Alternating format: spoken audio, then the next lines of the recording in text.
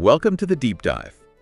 Ever wondered what it is about sports that just grabs billions of people around the world? It's pretty amazing when you think about it. Yeah. So today, we're kind of pulling back the curtain on all that, using a really interesting chat we heard on the English Basic podcast as our starting point. Right. So whether you're someone who follows every single game, or maybe you're just curious about why everyone else cares so much. Or somewhere in between. Exactly. Get ready. We're planning to really dissect what makes sports so compelling. Yeah, we are. And look, we're not just going to repeat what they said. Our mission here is to really dig in, the definitions, some of which might actually surprise you. The way sports look across the globe, why we get so attached personally, plus some useful phrases you can borrow. And the weird stuff. Can't forget the weird stuff. Definitely not. Okay, let's dive in. Let's do it. So maybe start with the basics, or what seem like the basics. The source material kicked off with a definition. Sport is, physical activity that you do for fun or to compete. Usually involves skill, training, sometimes teamwork. Pretty straightforward, you'd think. You would. But then, scratch just below the surface, what really jumped out at me from the source was this whole debate about chess. Yes. Chess. Think about it.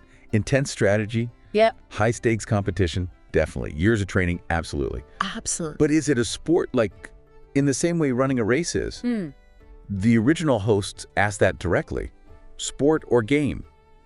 And it really makes you pause, doesn't it? Where's that line between, mental effort and physical effort? It's fascinating because that question just challenges our assumptions, right?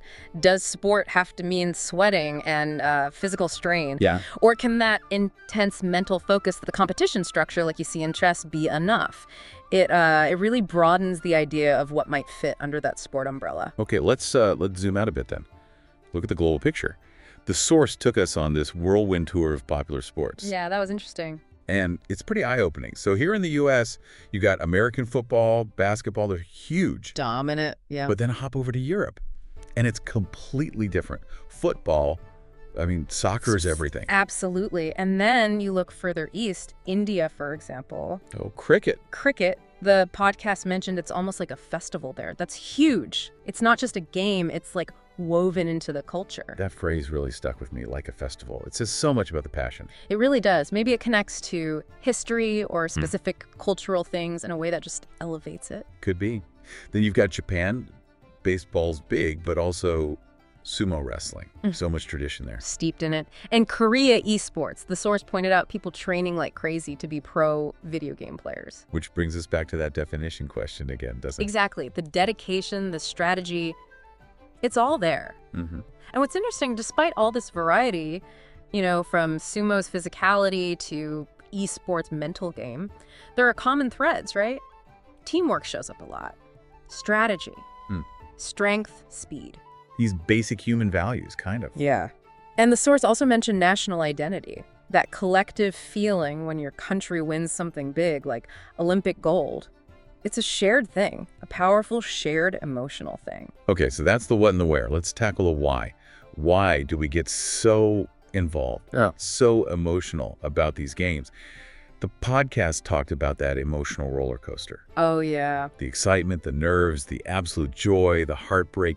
It's intense. That emotional connection is definitely key. And it goes beyond just us individually. Sports bring people together like almost nothing else. Totally. Strangers hugging on the street after a goal. Exactly. That shared identity, cheering for the same side. The source called it a unifying power, this sense of community. And we shouldn't forget the personal side, the health benefits. The source mentioned that too.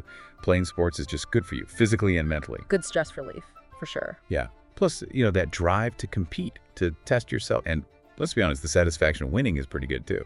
It is. But crucially, the source also made the point about losing. The lessons you learn there may be even more valuable sometimes. Oh, definitely. Teamwork, discipline, how to pick yourself up after a setback. You learn that stuff playing sports, often the hard way. You really do. It's not just about the final score. Which actually brings us to some personal stories the source shared. Made it really relatable. One of the hosts admitted scoring an own goal. Oh no!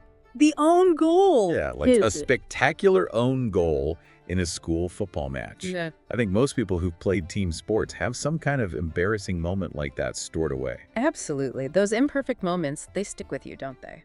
The other host talked about playing basketball in high school, said they were great at defense. But shooting, not so much. Let's just say it wasn't their forte. See, that's great, though. It just shows it's not always about being perfect. Right. It reinforces that idea. It's about the experience, the trying, the memories you make. Exactly. The podcast really hit the nail on the head there. Sports are about having fun, making memories, maybe learning to laugh at yourself a bit. Yeah, the experience, the camaraderie, the stories.